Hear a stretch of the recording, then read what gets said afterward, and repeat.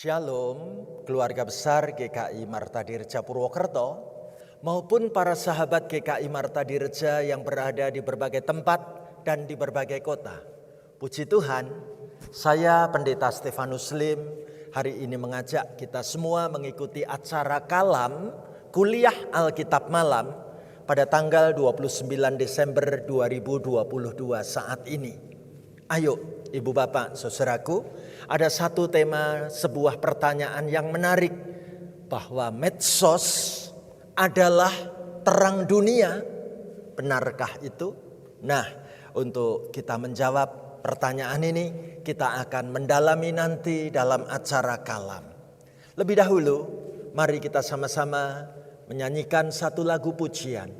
Bapa, terima kasih. Kita nyanyikan lagu ini 2 kali berturut-turut dengan penuh penyerahan hati. Demikian.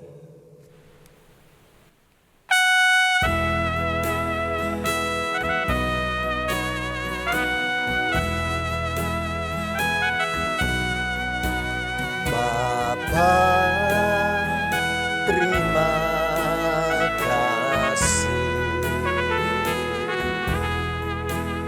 Bapa, terima kasih. Bapa di dalam surga,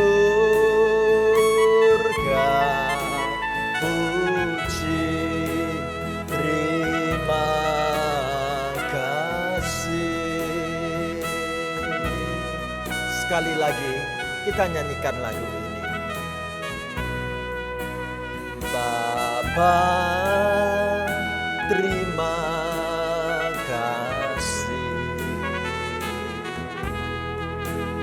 Bapa, terima kasih. Bapa di dalam surga, puji terima kasih. Amin.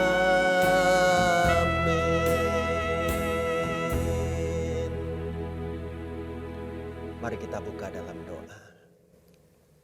Ada banyak hal yang patut kami bersyukur kepadamu Tuhan. Kalau kami boleh melewati perjalanan panjang di tahun 2022 dan kami sebentar lagi boleh memasuki saat-saat menyelesaikan akhir tahun ini. Sungguh kami bersyukur Tuhan untuk semua berkat yang boleh kami alami, untuk pemeliharaan Tuhan yang Tuhan beri buat kami bersama seisi keluarga kami. Tuhan, kami pun menyadari seiring dengan berjalannya waktu, ada banyak hal yang masih belum kami kerjakan. Beri kepada kami melalui Kalam saat ini sebuah semangat yang baru yang menggugah niat hati kami untuk mengerjakan banyak hal yang bisa kami lakukan. Mari Tuhan, Engkau hadir melalui kebenaran firman-Mu yang kami dalami saat kami mengikuti Kalam ini. Hamba mendoakan semua peserta Kalam, baik yang ada di kota Purwokerto maupun yang ada di berbagai kota dan di berbagai tempat. Tolonglah kami untuk berjumpa dengan kebenaran firman-Mu. Terima kasih Tuhan, hamba-Mu siap sedia dipakai menjadi alat pemberita firman-Mu. Kami menyambut Kalam saat ini diberkati dalam nama Tuhan Yesus Kristus. Haleluya. Amin. Ibu Bapak, saudara-saudaraku terkasih, kalau kita bertanya medsos adalah terang dunia, ayo kita mendalami firman Tuhan dari Injil Matius 5 ayat 14 sampai dengan ayat yang ke-16. Saya ingin mengajak ibu bapak, saudara-saudari dari tempat masing-masing ikut mengucapkan dan membaca firman Tuhan dari Matius pasal 5 ayat 14 sampai dengan ayat 16. Mari bareng-bareng kita baca begini. Kamu adalah terang dunia. Kota yang terletak di atas gunung tidak mungkin tersembunyi. Lagi pula orang tidak menyalakan pelita lalu meletakkannya di bawah gantang, melainkan di atas kaki dian, sehingga menerangi semua orang di dalam rumah itu. Demikianlah hendaknya terangmu bercahaya di depan orang, supaya mereka melihat perbuatanmu yang baik dan memuliakan Bapamu yang di sorga. Amin. Ibu bapak, saudaraku terkasih, kalau kepada kita dimunculkan satu pertanyaan, apakah medsos itu adalah terang dunia? Dengan cara apa kita menjawab? Yang pertama, saya mau mengajak kita mencari tahu lebih dahulu apa yang dimaksud di dalam pemberitaan firman ini tentang makna terang dunia itu. Yang pertama, kita boleh melihat di sini bahwa terang adalah memang untuk dilihat. Ya, seseorang menyalakan pelita tidak mungkin disembunyikan di bawah kan? Pelita pasti dinyalakan supaya cahaya yang dihasilkannya dapat dilihat orang. Coba kita lihat gambar di bawah ini. Bagaimana identitas gereja disebut sebagai terang. Maka peranan gereja harus terlihat secara nyata. Gereja tidak boleh hanya berperan di dalam dirinya sendiri. Gereja sadar sekali bahwa dirinya harus terlihat nyata di dalam kehidupan sehari-hari di dunia ini. Ini makna terang yang pertama. Yang kedua, apa makna terang dunia itu? Terang selalu berfungsi sebagai pembimbing. Terang dibutuhkan agar orang tidak terjatuh atau menabrak sesuatu pada saat keadaan gelap gulita. Jadi, terang berarti juga membimbing orang pada jalan yang aman dan baik. Nah, gereja dalam hal ini adalah orang-orang percaya, orang-orang Kristen, saudara dan saya dipanggil supaya dapat menjadi petunjuk dan terang bagi orang lain di sekitar kita. Di saat banyak orang tidak mampu mengambil sikap tegas dalam hidupnya, kekristenan punya tugas secara tegas mengarahkan orang untuk memilih apa yang benar dan apa yang tepat, bukan? Inilah makna terang dunia yang kedua. Dan makna terang dunia yang ketiga adalah bahwa terang itu selalu memberikan peringatan bagi seseorang apabila langkah di depannya ada bahaya. Jadi gereja memiliki tugas untuk memberikan peringatan kepada sesamanya apabila ada bahaya yang mengancam atau pada saat dia melakukan hal-hal yang salah dalam kehidupannya. Gereja tidak boleh cuek. Gereja tidak boleh membiarkan sesamanya apabila mereka jatuh semakin dalam di tengah-tengah dunia ini. Ibu bapak, saudaraku, setelah kita memahami arti terang dunia adalah seperti itu, maka pertanyaan kita berlanjut. Apakah medsos adalah terang dunia? Nah, ibu bapak, saudaraku, untuk menjawab pertanyaan ini, saya mau mengajak kita melihat sama-sama bahwa sosial media bagaimana ditempatkan sebagai terang dunia. Menarik sekali. Seiring kemajuan era digital, gereja dapat menjadi media untuk menyatakan kesaksian hidup orang percaya kepada semua orang. Menjadi terang di depan orang dalam kaitannya dengan berperilaku di dunia media sosial. Bukankah begitu? Dengan menampilkan perilaku yang baik tersebut di media sosial, maka diharapkan setiap orang yang melihatnya dapat memuliakan Bapa yang di sorga. Puji Tuhan. Yang menarik, kalau kita menempatkan sosial media itu sebagai terang dunia, maka kita pun dipanggil untuk dapat menjadi content creator, untuk mengajak atau mempengaruhi orang di media sosial. Kita dapat mengajak orang yang belum mengenal kasih Tuhan atau orang yang saat itu sedang jauh dari Tuhan, supaya dapat lebih mengenal Tuhan dengan lebih utuh, dengan lebih baik lagi. Nah, dalam mengajak dan mempengaruhi orang, pasti dibutuhkan suatu pendekatan yang baik dan tepat. Pasti dibutuhkan tinjauan terhadap faktor yang mempengaruhi pendekatan tersebut. Misalnya usianya, kelompok gendernya, lokasi tempatnya, persoalan atau permasalahannya apa. Puji Tuhan, ternyata kita dipanggil menempatkan sosial media bisa dipergunakan sebagai terang dunia. Pada saat ketika kita membuat konten, kita pasti membutuhkan suatu media platform yang tepat, supaya karya kita ini bisa tersampaikan dengan baik, dan sudah tersedia platform yang bisa kita gunakan untuk membuat konten.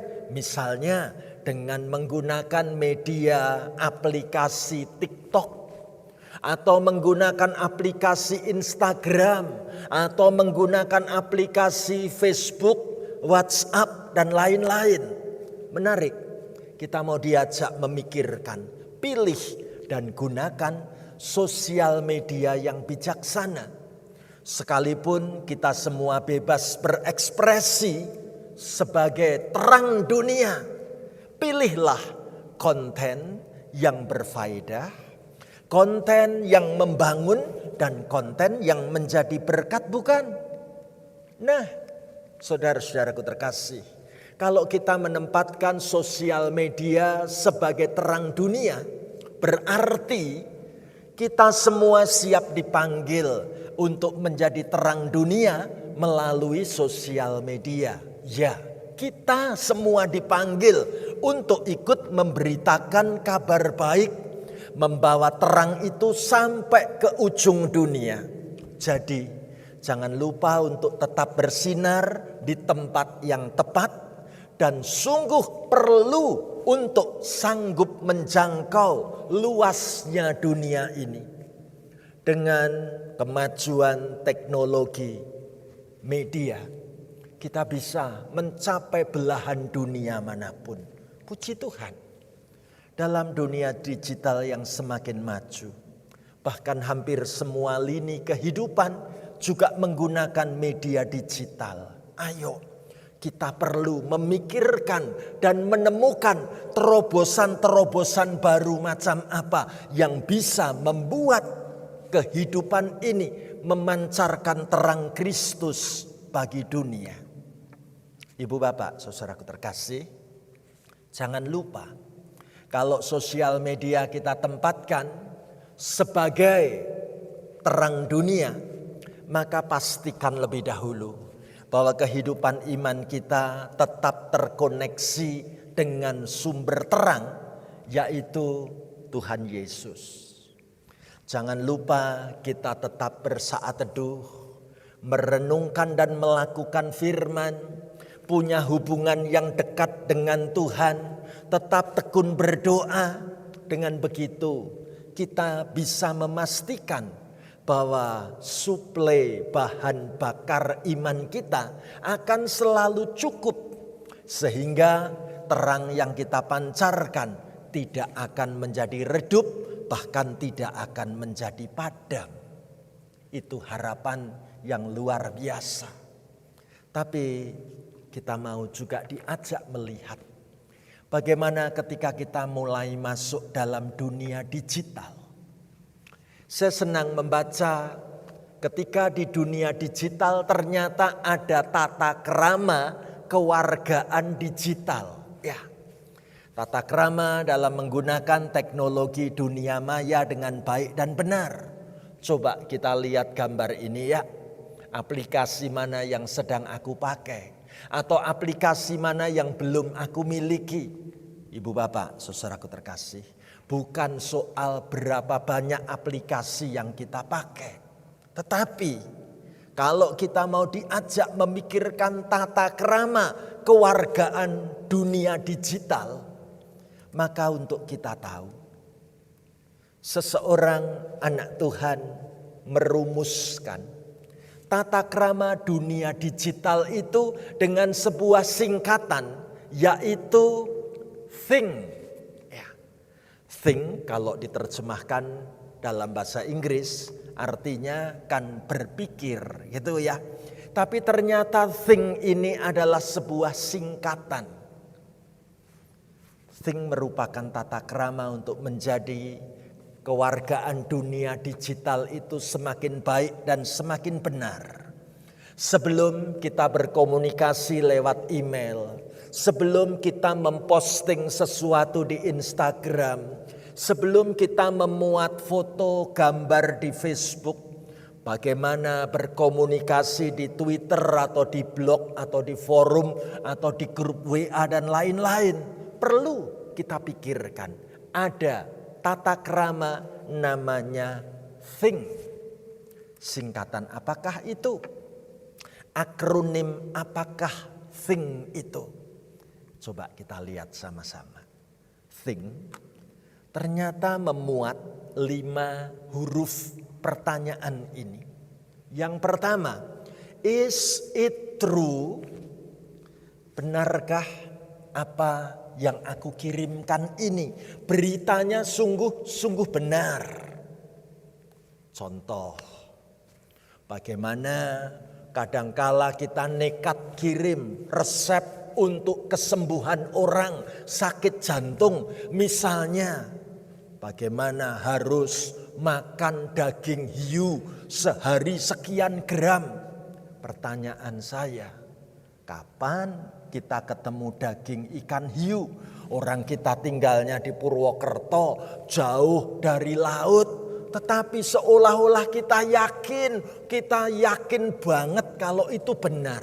Padahal andai kata orang itu mengikuti saran medis untuk menterapi sakitnya, bukan membuang-buang waktu dengan resep yang kita sendiri tidak yakin kebenarannya, mungkin orang ini akan lebih cepat sembuhnya, bukan?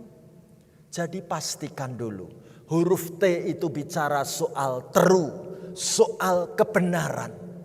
Yakinkah aku yang aku kirim itu berita yang benar? Sekarang kita pindah ke huruf H. Ya. Is it hurtful? Apakah yang aku kirim ini akan menyakiti hati orang lain? Coba kita pikirkan. Dengan mudah kadang kita ketik langsung kirim. Padahal mungkin yang membaca itu jadi sakit hati. Pasti kita tidak sedang menjadi terang dunia, bukan? Ayo kita pindah ke huruf I. Is it illegal? Ilegalkah? Bagaimana menurut kaitan hukum? Bagaimana kabar yang aku sampaikan ini? Apakah seturut dengan perundang-undangan yang ada? Atau jangan-jangan ini ilegal? Ini nyelonong-nyelonong, bahkan nyolong-nyolong sesuatu yang tidak resmi. Menyedihkan kalau kita melakukan komunikasi-komunikasi yang ilegal. Ya. Dan menarik, yang keempat, kita lihat huruf N. Is it necessary? Pentingkah? Sampai jam 1:30 malam baru bangun, langsung dikirim. Padahal yang dikirim baru tidur nyenyak. Apakah berita yang harus aku kirim ini begitu pentingnya? Sampai 1:30 malam pun kirim WA. Padahal isinya juga cuma nerusin kabar yang belum tentu benar. Ibu bapak, pikirkan huruf N-nya ini adalah necessary. Pentingkah? Dan yang terakhir, huruf K. Is it kind? Santunkah? Bagaimana kalimat-kalimat yang aku susun? Apakah kata-katanya baik dan memberkati? Atau kata-kata yang kasar, kata-kata yang menyerang, kata-kata yang melecehkan dan merendahkan orang lain? Ibu bapak, saudaraku terkasih, menarik kalau kita mengenal tata krama dunia digital, dirumuskan dengan kata think, membuat kita berpikir ulang. Sehingga kita bisa mengatakan, kalau Tuhan menghendaki aku memberitakan kebaikan Tuhan, aku bisa lakukan lewat media sosial. Aku bisa menggunakan media sosialku menjadi terang dunia, sehingga orang lain melihat bagaimana kebaikan Allah diberitakan lewat media sosial yang kami pergunakan. Puji Tuhan, saya rindu mulai hari ini kita semua tergerak hati untuk menggunakan media sosial yang kita miliki jadi saluran berkat bagi banyak orang di sekeliling kita. Maukah saudara, kita dilibatkan Tuhan untuk memberitakan terang Kristus, bukan hanya pakai kata-kata biasa, namun juga masuk di ranah dunia sosial. Sosial media kita, di ranah aplikasi-aplikasi yang kita miliki. Kalau itu menjadi tekad hidup kita, ayo kita mintakan berkat Tuhan. Kita sungguh-sungguh rindukan bagaimana Tuhan menolong dan memberkati kita melakukan tugas-tugas lebih baik dan semakin baik lagi. Mari kita bawa dalam doa berkat bersama-sama. Tuhan, terima kasih. Hari ini kami belajar diingatkan menggunakan media sosial untuk menjadi sarana berkat, berkomunikasi, menceritakan tentang kasih dan kebaikan-Mu Tuhan. Hamba berdoa untuk setiap peserta kalam online saat ini, dimanapun kami berada. Mari Tuhan Kau pakai kami, Engkau libatkan kami, boleh ikut berkiprah di dalam pergaulan, di tengah-tengah media sosial yang kami ikuti. Kami boleh terus membawakan firman-firman-Mu, dan kami pun tahu tata krama yang baik untuk kami berkomunikasi di dunia media sosial kami. Terima kasih Tuhan. Hamba mendoakan semua anak-Mu yang mengikuti kalam ini diteguhkan imannya dan digerakkan hidup kami untuk ikut serta mewartakan kabar kesukaan dari sorga. Terima kasih Tuhan, pakai hidup kami untuk hormat kemuliaan nama-Mu. Dalam nama Tuhan Yesus kami berdoa dan bersyukur. Haleluya. Amin. Ibu bapak saudaraku, mari kita menutup mengakhiri kalam ini dengan sebuah lagu Melayani Lebih Sungguh. Inilah komitmen kita. Aku mau melayani Tuhan lebih baik dan semakin baik lagi Tuhan. Mari saudaraku, kita melayani lebih sungguh. Melayani lebih sungguh.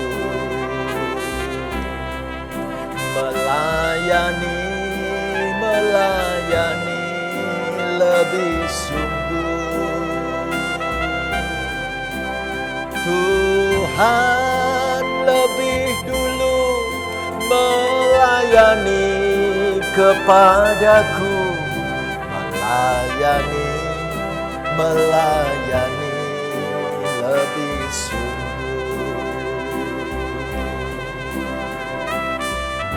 Sekali lagi kita nyanyikan lagu ini sepenuh hati kita.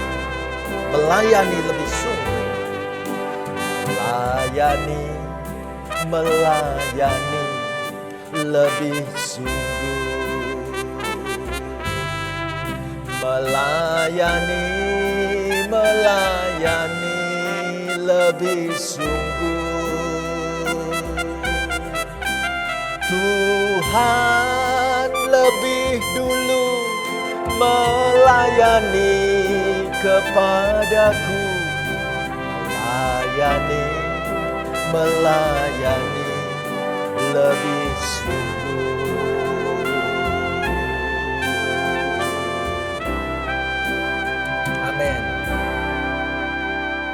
Demikianlah kalam hari ini. Salam sehat. Tuhan berkati kita semuanya. Sampai kita bertemu dalam kesempatan berikutnya. Amin.